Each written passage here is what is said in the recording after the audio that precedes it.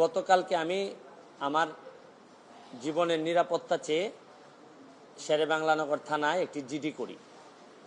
জিডির বিষয়টি হচ্ছে গিয়ে যে গত বৃহস্পতিবার সংসদে থাকাকালীন সময়ে আমার এলাকার যিনি অফিসার ইনচার্জ উনি আমারে ফোন দিয়ে জানালেন যে স্যার আপনি একটু বাড়ি আসলে আপনার সাথে আমার একটু বসতে হবে, গুরুত্বপূর্ণ কথা আছে।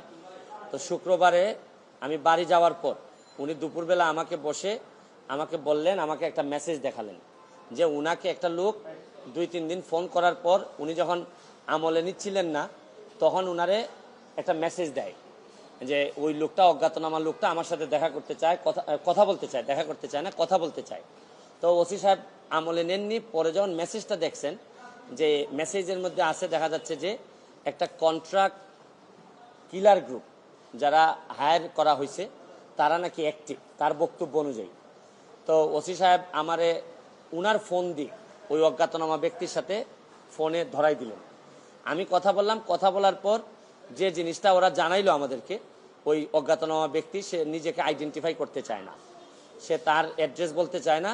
সে বলে যে আমি নিজেও ওই কিলার গ্রুপের মেম্বার ছিলাম, যখন আপনার নামটা আসছে আপনাকে হত্যা করতে হবে, তখন আমি বলছি যে না, আমি এটা পারবো না। কারণ উনি ওই লোকটা সিলেটি, সে আমার কাজকর্ম সম্পর্কে জানে, এই জন্য সে কোনোভাবে রাজি হয় নাই।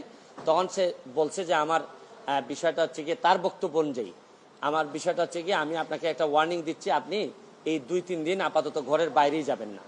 তো এইটা শোনার পর আমি নর্মালি এর আগে অনেকবার আমি মৌখিকভাবে বা আমার পিএস এর মাধ্যমে বিভিন্নভাবে আমি থ্রেট পাইছি, এগুলো আমি আমলে নেই না, কারণ এগুলা সামনে বললে একটা প্যানিক তৈরি হইতে পারে, এই জন্য আমি কখনোই সামনে নিয়ে আসি নাই।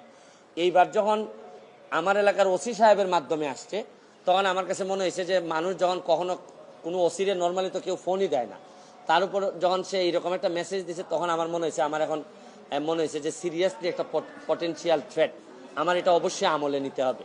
তো এই জন্য আমি ওই দিন পরের দিন সকালেই আমি ঢাকা চলে আসি, সংসদ ভবনে চলে আসি। এসে আমি এর ভিতরে আমি পুলিশের ঊর্ধ্বতন কর্মকর্তা যারা আছেন তাদের সাথেও আমি কথা বলি। তো এরপরে আমি জিডিটা আমি গতকালকে করছি।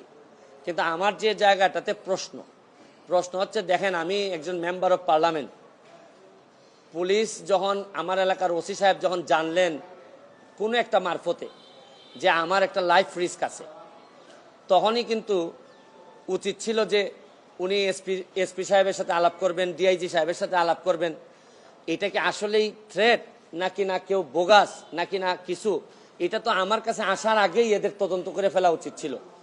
মানে আমাকে জিডি করতে হলো কেন? প্রশ্নটা হচ্ছে গিয়ে যে আমার থ্রেটটা তো আমি জানি না, জানছে প্রথমে ওসি সাহেবের পরে এটা এসপি ডিআইজি ওনাদের কাছে যাবে। আমি জানার আগেই ওনারা আমাকে প্রোটেকশন দিবেন, আমাকে পরে জানাবেন যে এই থ্রেটটা যেটা ছিল এটা রিয়েল অথবা ফেক। ওনারা আমাকে বলছেন, ওসি সাহেবের যতটুকু ব্রেইনে ধরছে উনি ধরছেন, আমাকে বলছেন, আমাকে জিডি করতে হয়েছে। আর আমার নিরাপত্তা তো এখন আমার নিজেরই দিতে হইতেছে। এখন রাষ্ট্রযন্ত্র, আমি এটা বুঝলাম না যে এই রাষ্ট্রযন্ত্র আসলে কি আদৌ আমার বাঁচায় রাখতে চায় কিনা। কারণ হচ্ছে কি, আমি যাকে জিডি করতেছি পুলিশ ডিপার্টমেন্ট, সেই তো আগে জানছে আমার আগে, সেই তো আমার বলার দরকার ছিল যে সে ব্যক্তি আইডেন্টিফাই করা যায় নাই। পুলিশ মারফত কখনো শুনলাম যে ওনারা নাকি ট্রেকিং করে, কখনো বলছেন যে পাহাড়তলি চট্টগ্রামের, তারপরে কখনো বলতেছেন তার বাড়ি এই বড়লেখা বা সিলেটের কোন জায়গায় যেন। তা আমার বিষয়টা হচ্ছে গিয়ে যে দেখেন, এই দেশে বঙ্গবন্ধু মারা গেছেন, তার পরিবার সবাই মারা গেছে, আমার হবিগঞ্জের শাহ এম এস কিবরিয়া সাহেব মারা গেছেন, আমরা তো কোনো প্রোটেকশনই দিতে পারি নাই। আর আমার বিষয়টা এরকম হয়েছে যে এই পুলিশের ভূমিকা দেখে মনে হইতেছে যে পুলিশ মনে হইতেছে যে একটা অপমৃত্যু রেকর্ড করার জন্য বসে আছে, যে আচ্ছা একটা মৃত্যু হয়েছে, নাইলে এই পর্যায়ে যাবে কেন, আমি কি করতেছি না করতেছি সব পুলিশ এবং এনফোর্সমেন্ট এজেন্সির নখদর্পণে থাকবে। কারণ এরা খবর নেয় না বলেই লোকগুলা মরে, আর এরা খবর নেয় না বলেই বেনজিররা এত ধনী হয়, এরা খবর নেয় না বলেই মতিউররা এত টাকার মালিক হয়। কারণ এরা তো থাকে কারে কোন জায়গায় বদলি করবে, কারে কোন জায়গায় জায়গা মতো নিজের লোক সেট করলে অনেক টাকার বাণিজ্য হবে, এইসব অভিযোগ এদের বিরুদ্ধে। যার কারণে আমার কষ্টটা এখানে, আমার এই মরতে কষ্ট নাই, আমার দুইটা কষ্ট, একটা হচ্ছে মরে গেলে আমার এলাকার মানুষের কি হবে, এটা আমাকে আমাকে কষ্ট দেয়, আরেকটা হচ্ছে গিয়ে যে এই দেশটা এমনভাবে মরার জন্য ক্ষেত্র তৈরি করা হয়েছে যে আপনি দেখেন আজকে আমার সকালবেলা আমার মেয়ে আমাকে বলে কি জানেন কোন দেশে আছি, আমার মেয়ে আমারে বলে তোমাকে নাকি থ্রেট দিছে কে, সে আমেরিকাতে থাকে, বাচ্চা মাত্র বয়স 11। আমি বলছি হ্যাঁ আমি তো গুড ওয়ার্ক করি, এই জন্য ব্যাড পিপুলরা আমারে হুমকি দিছে। সে আমারে বলে there must be a line between good work and stupidity, মানে আমার মেয়ে মনে করে আমি যে গুড ওয়ার্ক করি, আমি যে অন্যায়ের বিরুদ্ধে প্রতিবাদ করি, এগুলো হচ্ছে গিয়ে স্টুপিডিটি। কারণ আমি আর কি জবাব দিব তারে, কারণ সে তো তার মাথার মধ্যে এগুলাই আছে যে বাংলাদেশে যারা ভালো কাজ করে অন্যায়ের প্রতিবাদ করে এরা স্টুপিড।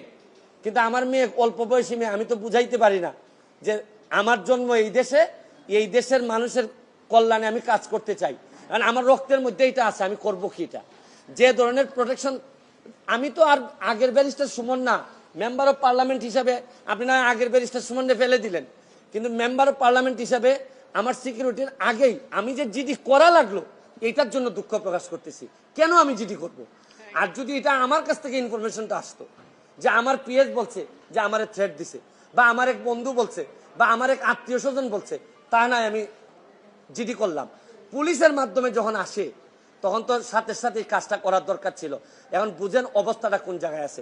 তারপর আমি বিশ্বাস করি যে যতদিন আসি মানুষের কল্যাণে কাজ করতে চাই, আপনাদের দোয়ায় কাজ করতে চাই, আর নিজের মানুষের আমার প্রতি যে বিশ্বাস আমি মনে করি এটাই আমার নিরাপত্তা। আর এখন বাকিটা এনফোর্সমেন্ট এজেন্সি আছে, তারা যদি আমি কথা বলছি আইজিপি মহোদয়ের সাথে, উনি অত্যন্ত ভালোভাবে আমাকে আনসার দিচ্ছেন, বলছেন যে এটা তো আগেই ওদের এই কি করার কথা। উনি আমার বিশ্বাস যে উনি ওই যারা আছে তাদেরকে প্রশ্ন করছেন যে এটা তো তোমরা জিডি করার আগেই ইনফরমেশন পাওয়ার সাথে সাথে কাজ করার কথা। একমাত্র আইজিপি সাহেব, বর্তমান আইজিপি সাহেব, উনি আমার অ্যাঙ্গেলে উনি কথা বলছেন। আর বাকি যারা আছে সবাই মনে হইতেছে যে সাক্ষী দেওয়ার জন্য বসে আছে, আমি কখন মরবো, মরলে পরে সাক্ষী দিবে। আমার এলাকাটা কিভাবে চলছে বুঝেন না আপনারা, যে কারে কোন জায়গায় সেট আপ করবে, এইভাবেই চলছে।